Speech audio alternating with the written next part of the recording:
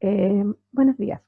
Vamos a dar comienzo a la clase número 3, correspondiente al desafío de la historia clínica en neurokinesiología.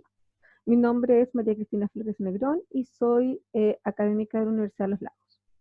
Primero partir que la historia clínica es algo que comenzamos a realizar desde el primer momento antes de atender a un paciente.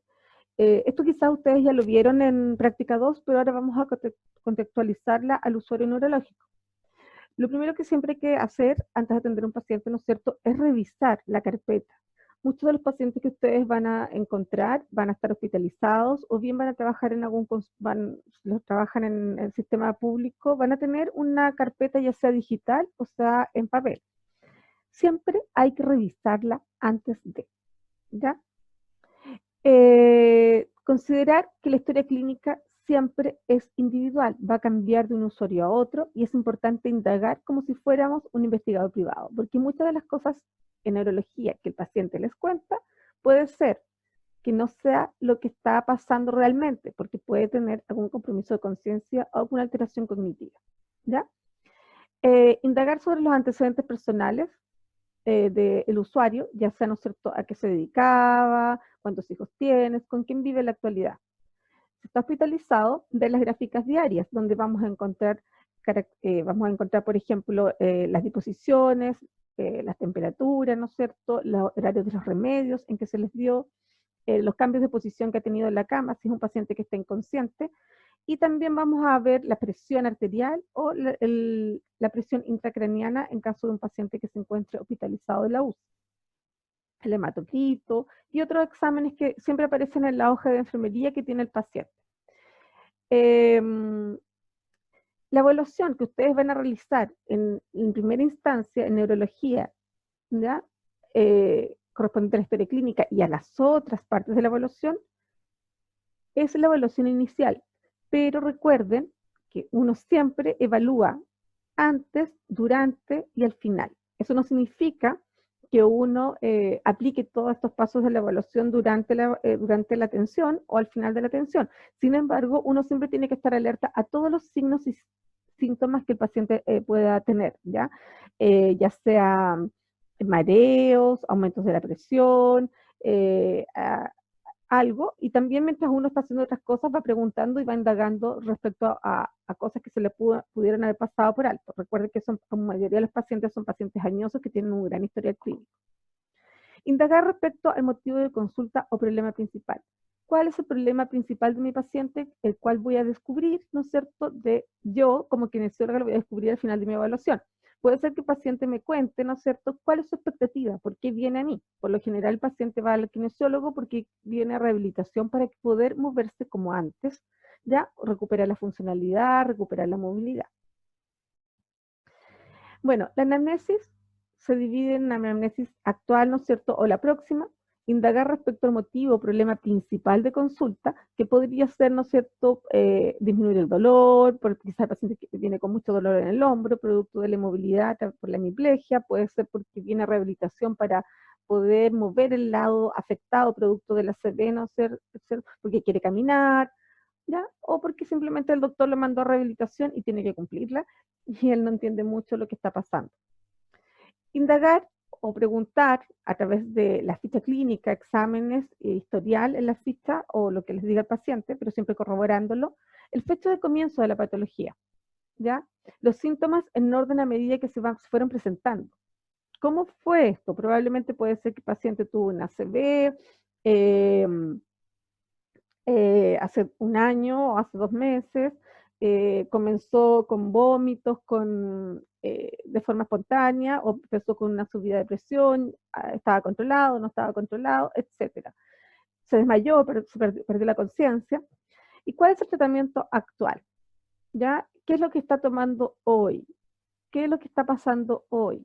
Quizás está con una sonda, ¿no es cierto?, para las deposiciones, quizás está con algún medicamento, un antihipertensivo o algo para el colesterol. ¿Y qué es lo que está usando actualmente ahora? Quizás está usando algún remedio que disminuye el tono, por ejemplo, el clonazepam disminuye el tono, pero también da mucho sueño, puede ser que el paciente está un poco somnoliento. Anamnesis remota. los antecedentes mórbidos, ¿no es cierto? ¿Cómo era el paciente antes de todo esto? Indagar, ¿no es cierto? Si tenía alguna patología anterior, antecedentes peri y postnatales, pero esto que está en rojito es principalmente en niños, porque en un adulto ya no nos va a interesar, ¿no es cierto?, mucho si el paciente tuvo antecedentes peri y postnatales, pero en un niño sí, porque yo voy a querer saber, ¿no es cierto?, si tuvo algún problema antes del parto, es decir, prenatales, ¿no es cierto?, que puede haber sido una preeclampsia, puede haber sido una diabetes de parte de la madre, si tuvo alguna alteración peri, o sea, durante el parto, quizás nació asfixiado por el cordón umbilical, tuvieron algunas complicaciones, no alcanzaron a sacarlo, quizás fue un parto difícil, prolongado, donde el niño quedó atrapado en el canal uterino, ¿ya? Y también postnatales, porque pudo haber sufrido, por ejemplo, un aumento de la bilirrubina, alterando, ¿no es cierto?, sus ganglios basales, o pudo haber tenido alguna caída, un traumatismo, etc. Antecedentes familiares, también es importante cuando los síntomas, hay muchas patologías neurológicas que los síntomas comienzan después de mucho tiempo y son heredadas, ¿ya? Por ejemplo, tenemos el Parkinson, se cree que hay un componente genético, está la distrofia muscular de Duchenne, ¿ya? Que también tiene que ver con algunos cromosomas que están afectados y se puede ir heredando. Antecedentes sobre uso de medicamentos, importante, ¿no es cierto? Saber los usos de medicamentos que he utilizado, ¿ya? O que está utilizando, bueno, en este caso los que he utilizado, quizás tenía una hipertensión que no estuvo controlada. Hábitos, esto tiene que ver, ¿no es cierto?, con los hábitos del tabaquismo, del consumo de alcohol, el uso de estupefacientes, drogas, ¿ya? Y también hábitos como la polifarmacia. En muchos pacientes ustedes pueden encontrar que hay pacientes que se automedican mucho y que es importante también conocer el exceso de remedios que toman. Antecedentes sociales y personales, como con quién vive, nos va a importar si tiene algún cuidador, no tiene cuidador, si es una persona que tiene escasos recursos, si vive solo, en qué trabajaba, quizás la persona era chofer, ¿no es cierto?, de la locomoción colectiva y ahora está sin trabajo y quiere volver a manejar, quizás era profesor o quizás trabajaba, eh, era futbolista. Pues es importante saber porque yo tengo que tratar de ver cómo lo voy a ayudar a volver a ser como estaba antes. El contacto inicial. Bueno, el contacto inicial, ¿no es cierto?, es cuando ingresa el paciente, cuando vamos a empezar a tener ya esta plática, esta conversación, donde vamos a indagar, y nosotros tenemos que registrar nuestra impresión general, ¿no es cierto? Puede ser que sea un paciente que está conectado, que se nota que está consciente, conectado con el medio, está lúcido, se encuentra, responde a las preguntas, coopera, o puede ser que el paciente esté somnoliento, que esté confuso, o quizás está en el hospitalizado y quizás tiene un compromiso de conciencia más profundo, como un coma, ¿ya? Eso es importante. Más adelante vamos a explicar cómo se clasifican los estados de conciencia. También si tiene alguna ayuda de órtesis, puede ser que el paciente venga en silla de ruedas, si la viene empujando solo, es importante, o si la viene empujando un tercero, si viene con un burrito andador, ¿no es cierto?, cómo lo maneja, ahí nosotros vamos a ir evaluando, ¿no es cierto?, si se tiene desplazamiento de forma independiente, quizás puede utilizar una órtesis tobillo-pie, que ayuda a no arrastrar la punta del pie. También el estado emocional, quizás un paciente que viene deprimido, viene feliz, viene exageradamente feliz, que también sería raro, ¿no es cierto?, porque puede estar confuso. Si logra comunicarse de forma independiente o necesita de otra persona para comunicarse, ya sea el cuidador o en este caso la mamá, ¿no es cierto?, si es un niño pequeño. Esto pasa o lo vamos a observar en el contacto inicial. En el contacto inicial nosotros tenemos que dilucidar objetivamente cuál es el estado de conciencia que tiene el paciente, ¿ya? Entonces nosotros vamos a tener que determinar si mi paciente está vigil, ¿ya? que vamos a evaluar cualitativamente mi paciente a través de preguntas simples. Una persona que está vigil significa que está conectada en tiempo, en espacio y en persona.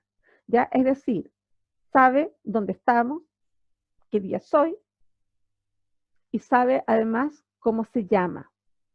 ¿Ya? Sabe qué día soy, dónde estamos y cómo se llama. Entonces las preguntas que ustedes van a realizar es, hola, ¿cómo está? ¿Cuál es su nombre? Si el paciente le dice su nombre, ¿no es cierto? No es necesario que digan, ahora voy a hacer el estado de conciencia, porque quizás durante la conversación anterior ya más o menos pudieron sacar alguna idea de cómo estaba su paciente, pero quizás pueden utilizar algunas preguntas para corroborar. Si el paciente se encuentra, por ejemplo, hospitalizado, o incluso ustedes si van a hacer un domicilio, puede ser que el paciente se encuentre somnoliento. Se clasifica somnoliento siempre y cuando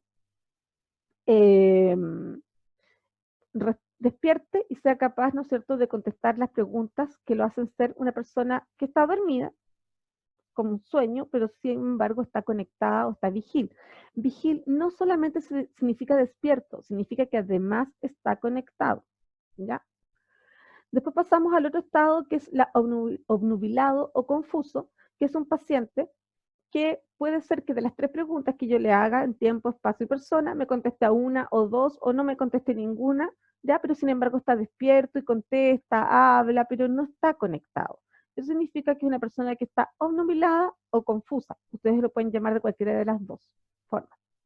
Una persona que está en sopor es una persona que está dormida, ¿ya? Está completamente dormida. Por lo tanto, ustedes tienen que utilizar algún estímulo doloroso o moverla muy fuerte para que se despierte. Pero sin embargo, cuando se despierta, no es capaz de contestar las preguntas que ustedes le van a realizar y vuelve a quedarse dormida. Y una persona en coma no tiene ningún tipo de respuesta. Puede tener algún tipo de respuesta refleja, pero no es capaz de comunicarse ni a veces no abren los ojos, no son capaces incluso de respirar, por lo tanto usan algún ventilador. Esto está todo en la guía, ya está más completo. Ustedes se van a encontrar en la ficha con estas siglas. Oh, perdón.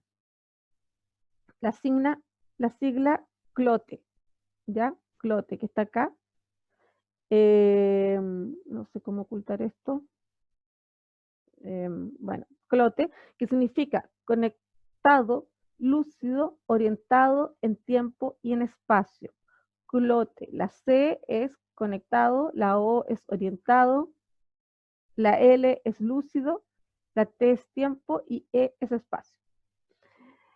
Para evaluar de manera cuantitativa se utiliza la escala de Glasgow, que tiene puntaje de acuerdo a la respuesta motora, ya que mide varios parámetros que ustedes los van a encontrar en la guía, y la respuesta verbal. Entonces aquí van a encontrar también algunos números de clasificación que van a indicar en qué tipo de estado de conciencia está. Esto se utiliza mucho en la UCI, en general en pacientes como en el consultorio, en el CEFAM, no lo van a encontrar, solamente en la UCI y en pacientes como más graves, ¿ya?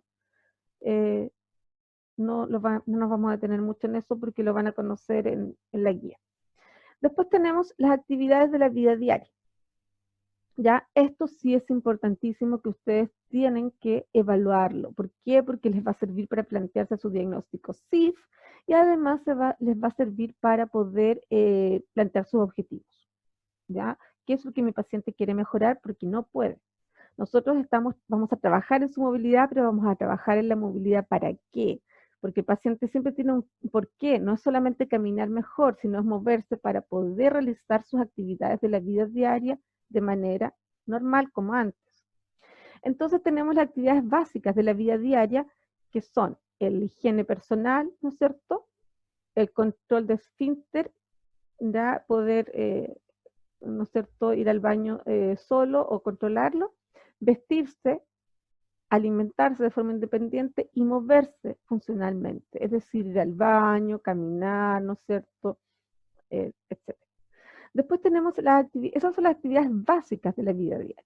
Después tenemos las actividades instrumentales de la vida diaria, donde está el cuidado de la salud, ¿no es cierto? Que sea capaz de poder tomar sus medicamentos por sí solo, de poder ir al consultorio, manejo de temas financieros, es decir, que sea capaz, ¿no es cierto?, de contar dinero, de manejarse con sus cuentas, la cuenta RUT, usar sistemas de comunicación como el teléfono, ir de compras, cocinar y limpiar. Eso es importante, que ella mide otras cosas. Acá se fijan que solamente es la alimentación, en las actividades básicas. Acá ya es además cocinarse su propia comida. Acá están las actividades avanzadas de la vida diaria, donde está la educación, el poder trabajar, ¿no es cierto?, poder estudiar, poder trabajar, el poder jugar, ¿no es cierto?, o participar realizar algún deporte. En el caso de los niños, más importante el tiempo libre, ¿no es cierto?, y la participación social, participación en grupos comunitarios, etcétera, juntarse con la familia, ir al cine. Acá en este link, ustedes van a tener que revisar sale todo esto muy bien descrito, ¿ya? En la CIF, que quizás conocen este link, pero ustedes acá apretan, se fijan que aparece una manito, es porque ustedes van a poder ingresar y van a poder conocer más de este tema de las actividades de la vida diaria. Después ya comenzamos con la inspección general, ¿no es cierto?, donde se realiza la evaluación postural, donde ahora van a tener que incluir los puntos claves. Recuerden que la evaluación postural se hace anterior, posterior y sagital. Siempre de céfalo a caudal, y la descripción es de próximo a distal. Es decir, comienzo, ¿no es cierto?, hablando de la cabeza, los hombros, etcétera, termino los tobillos, y siempre hablo primero de los hombros, del codo y de la muñeca.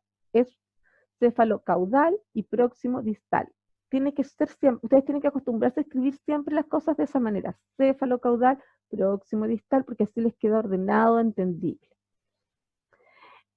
Van a realizar la evaluación postural, en el caso que se pueda, la hacen en supino, ¿no es cierto? El caso que el paciente no sea capaz de mantenerse de pie, lo hacen en la posición más alta que el paciente logre. Si el paciente, la más alta es sedente, sedente se realiza. Si la posición más alta es en bípedo, con apoyo del burrito, esa es la posición donde ustedes la realizan. Siempre es la posición funcional más alta. También se aplica el test de Adams para ver, ¿no es cierto?, si la columna tiene algún tipo de rotación. Y también se evalúa el ritmo escapular, es decir, en qué forma está la escápula, si tiene una escápula alada, si tiene una escápula que en el borde inferior está levantada, voy a utilizar esa palabra, o si es toda, para ver cómo está la coaptación articular y ver qué musculatura está inhibida o activada. Muchas veces en los pacientes hemiplégicos, principalmente, se van a dar cuenta que esta escápula está adherida. Entonces es importante evaluar ese ritmo escapulohumeral para precisar, ¿no es cierto?, si es necesario utilizar una técnica para desadherir la escápula, que es una técnica que vamos a aprender el próximo semestre, ya que se utiliza mucho para desadherir la escápula y permitir el movimiento libre de la articulación. Ustedes me preguntarán, ¿pero cómo se evalúa esto, profesora? Es muy simple, se le pide, por ejemplo, al paciente que toque su nuca y después se rote internamente y se toque la espalda como que se fuera a rascar. Entonces en una evaluamos la rotación externa y en el otro evaluamos la rotación interna. ¿Ya? También le podemos pedir que haga una abducción y aducción y lo vamos a observar. En el caso de los niños, estas cosas también se evalúan, ¿ya? Y, por ejemplo, los niños que tienen distrofias musculares, estas escápulas están aladas bilateralmente. Los niños con parálisis cerebral, que son muy espásticos, también pueden estar adheridas y también se evalúa a través del juego y también se trata. El estado de la piel, importante, ¿no es cierto? Nuestros pacientes neurológicos van a tender a hacer muchas escaras, sobre todo los adultos mayores que son diabéticos. Recuerden que existe una enfermedad que se llama polineuropatía diabética, donde se dañan los nervios periféricos y los pacientes pierden la sensibilidad. Por lo tanto, siempre nosotros como kinesiólogos tenemos que decirle que se hidrate la piel, que los calcetines no tengan arrugas, que se seque muy bien entre los dedos de los deditos del pie para evitar los hongos. Que el calzado lo revise, ojalá que vaya al podólogo para que le corten las uñas, que los guateros calientes no los use, ¿ya? Con agua menos, porque se pueden quemar. ver las cicatrices, la temperatura y también evaluar el patrón respiratorio, ya si la vía de entrada por la boca, por la nariz, si tiene una respiración diafragmática, costal alta, y todo lo que, no voy a andar mucho más en eso porque aquí tienen que aplicar la parte de la inspección respiratoria que ustedes van a tener que aprender en el otro, en el otro módulo. Eso, ¿ya? Entonces, es importante esta parte, contextualizarla en la neurología en el usuario infantil y adulto. Ahora, en la guía de trabajo, ustedes van a tener que adjuntarla a su cuadernillo y van a poder repasar integrando los puntos claves y las cosas nuevas que hemos aprendido. ¿Ya? Nos vemos.